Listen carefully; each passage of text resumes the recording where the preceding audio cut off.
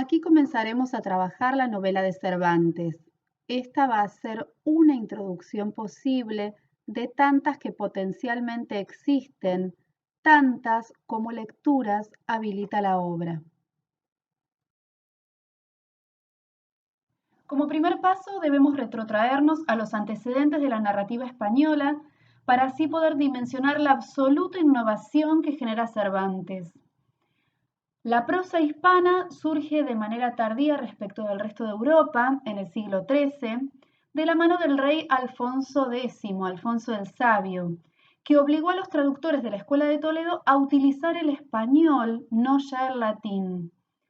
Estas traducciones, que en realidad no eran traducciones como las entendemos hoy en día, sino que tenían grandes intervenciones por parte del traductor barra autor, porque se generaba una nueva obra, fusionaban la fantasía y el tono realista doctrinario.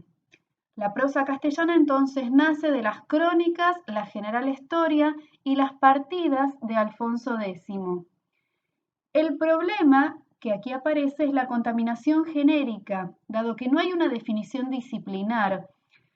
Aparece la dificultad de hasta dónde llegan los alcances de la historia y de la poesía, poesía entendida como ficción desde Aristóteles, no como género lírico.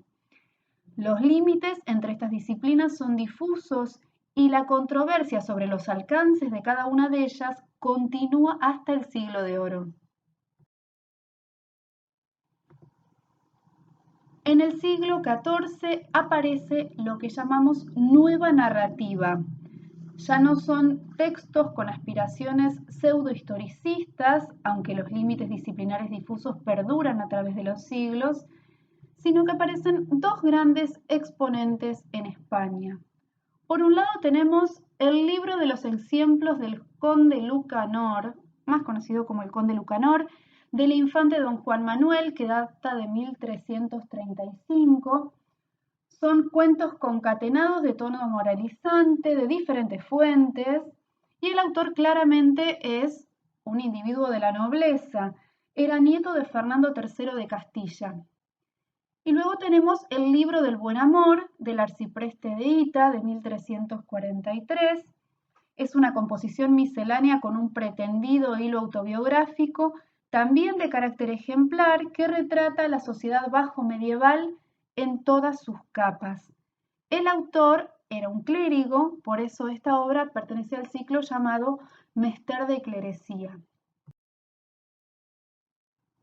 Hay un hito fundamental que ya hemos referido, pero que no debemos perder de vista, que es la aparición de la imprenta.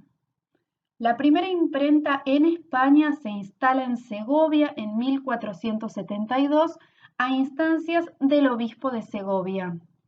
¿Para qué la instala? Para proporcionar obras impresas a los alumnos del Estudio General de Segovia, para lo cual además hizo trasladarse desde Alemania al impresor o imprentero, como se lo denominaba en la época, Johannes Parix.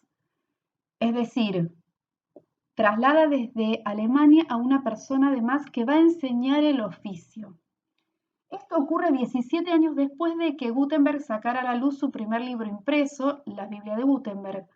Muy poco tiempo pasó en medio. Es decir, hay una pronta implementación en España a instancias religiosas. La Biblia, de hecho, sigue siendo hoy en día el libro más publicado, pero en la historia occidental el segundo libro más publicado es el Quijote. Si hablamos de la narrativa profana o no religiosa, tenemos que recordar que hay una gran producción narrativa que se configura en España durante los siglos XV y XVI que va a responder a dos grandes líneas. Estas dos líneas van a tener un tono bien diferenciado. Una va a ser de tono imaginativo, idealizante, cuyo prototipo va a ser el Amadís de Gaula, y la otra va a ser de tono descriptivo o realista. Y hablamos de tonos porque no se puede hablar de narrativa realista en los siglos XV y XVI porque estaríamos cayendo en un anacronismo. El realismo en literatura se remite al realismo decimonónico. Por lo tanto, elegimos hablar de tonos que son los que van a primar en estos dos tipos de obras.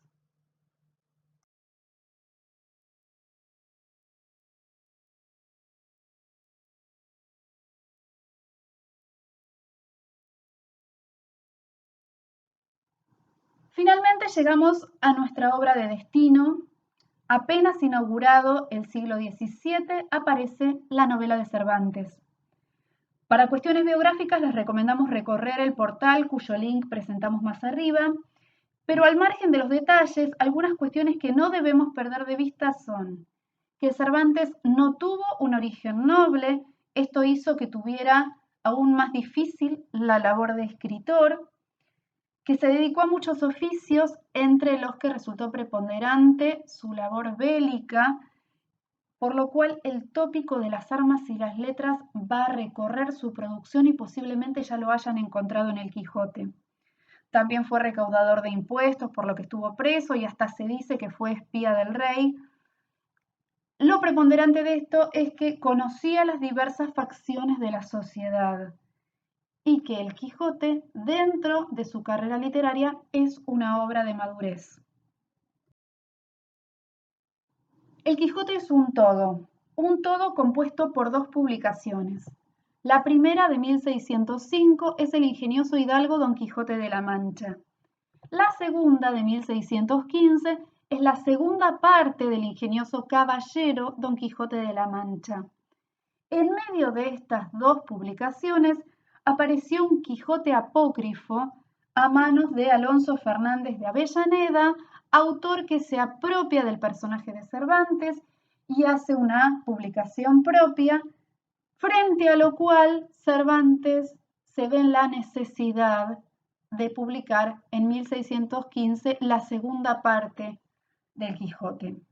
Esta segunda parte va a ser más madura, va a ser más orgánica y ya vamos a trabajar las diferencias entre ambos tomos. Aquí encontramos las portadas de las dos ediciones Princeps del Quijote de 1605 y el de 1615. Edición Princeps o edición Príncipe se refiere a la primera edición de cada obra. Vemos que la portada de estas obras tiene mucha más información que la tapa de cualquier obra literaria actual. En principio tenemos el título. Entre los títulos hay una variación, como ya referimos. En 1605, Don Quijote es hidalgo. En 1615 es referido como caballero. Luego aparece la referencia al autor, que en la obra de 1615 tiene una aclaración. Dice, por Miguel de Cervantes Saavedra, autor de su primera parte. Es decir, aparece un refuerzo de la imagen autoral, claramente como consecuencia de la aparición del Quijote apócrifo de Avellaneda. Después aparece la dedicatoria. La dedicatoria es una práctica habitual en los tomos de todos los géneros publicados en el Siglo de Oro. Se dedicaba a un mecenas ya existente o a un noble de quien el autor pretendía protección o ciertos favores. Este noble es referido con todos sus títulos. El primer tomo se dirige al duque de Béjar, marqués de Gibraleón, conde de Benalcázar, y aparecen todos los títulos del duque de Béjar. Y el segundo tomo está dirigido a don Pedro Fernández de Castro, conde de Lemos, de Andrade, etc. Luego aparece el año de publicación rodeando un escudo. Ese escudo es el escudo identificatorio del imprentero, de Juan de la Cuesta, que aparece ahí debajo. La figura del imprentero era muy importante en el Siglo de Oro, porque el imprentero además oficiaba de corrector, de editor y en algunos casos intervenía en los textos. Cervantes elige para publicar ambos tomos al mismo editor e imprentero, a Juan de la Cuesta, cuyo escudo está compuesto por un emblema. Un emblema en el Siglo de Oro era una composición muy utilizada que combinaba una imagen alegórica con una leyenda. Aquí la imagen alegórica es la de un halcón de cetrería con un león dormido al fondo y está rodeado por el lema, que es una leyenda bíblica que aparece en latín. Luego la portada indica que tiene privilegio, es decir, que es una obra publicada con permiso dentro del marco de la legalidad y aparece el lugar donde se puede conseguir esta obra. Dice, véndese en casa de Francisco de Robles, librero del rey, es decir, que tiene permiso también para vender obras literarias.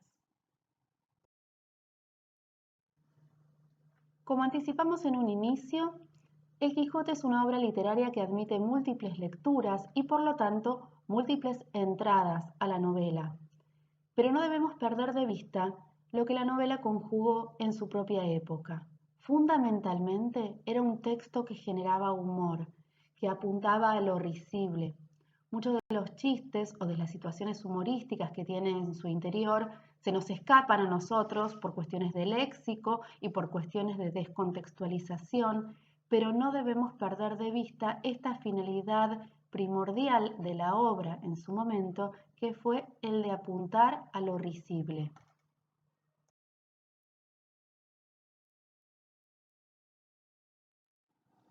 Esta obra también puede ser considerada un retrato costumbrista de la sociedad española de su época, porque recorre todos los estratos, los diferentes oficios, los distintos paisajes de la geografía peninsular.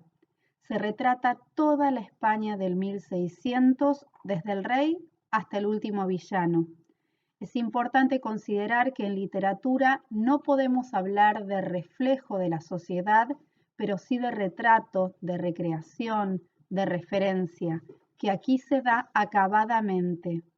Hay 700 personajes mencionados que recorren todos los estratos sociales y hay 200 personajes que intervienen efectivamente en la acción narrativa y también ofrecen un paneo de la sociedad del momento.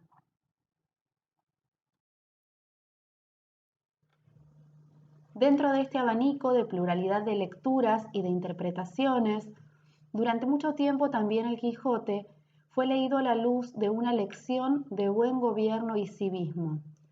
Hay dos cuestiones fundamentales que apuntan a esto.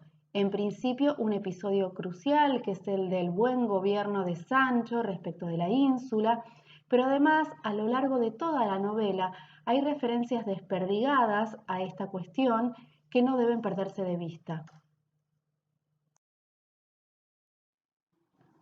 Podemos considerarla también como una introducción de la heterodoxia sin propasar lo políticamente correcto, y acá aparece la gran habilidad de Cervantes para abrir el juego magistral de la sutileza, para traspasar veladamente algunos límites. En cuanto al factor compositivo, Cervantes aquí también abre una nueva puerta en torno al virtuosismo del diálogo. Es un muestrario completo de todas las formas posibles de narración hasta el siglo XVII y hasta nuestros días si exceptuamos la narrativa de vanguardia, aunque también se nutre del Quijote. En la novela de Cervantes aparecen todos los estilos de la narración existentes hasta ese momento.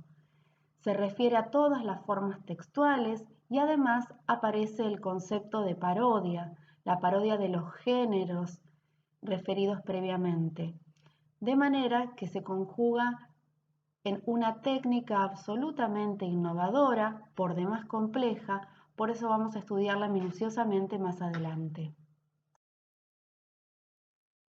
Por último, cabe destacar que esta obra, y en particular su protagonista, han sido analizadas y estudiadas desde diversas disciplinas que exceden el ámbito literario.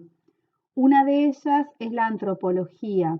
Al estudiar antropológicamente tanto a Don Quijote como a Sancho, se los ha concebido novedosamente como dos arquetipos dotados de gran verosimilitud. Ahora bien, la pregunta disparadora para estudiar esta obra. ¿Cómo comienza el Quijote? ¿Cómo comienza la novela? La respuesta inmediata que surge, que la puede dar aún mucha gente que no ha leído la obra, es en un lugar de la Mancha de cuyo nombre no quiero acordarme. Este es un detalle de la letra capitular del inicio de la edición de 1605. Pero este no es el inicio del Quijote. El Quijote comienza mucho antes, con una serie de paratextos. En algunos de estos paratextos vamos a encontrar la verdadera cifra de la obra. Estos son la tasa, el testimonio de ratas, la aprobación, el privilegio, la dedicatoria, el prólogo y una serie de poemas laudatorios. A continuación, trabajaremos los 6 primeros, para lo cual les recomendamos que busquen su Quijote para observar y anotar algunas cuestiones.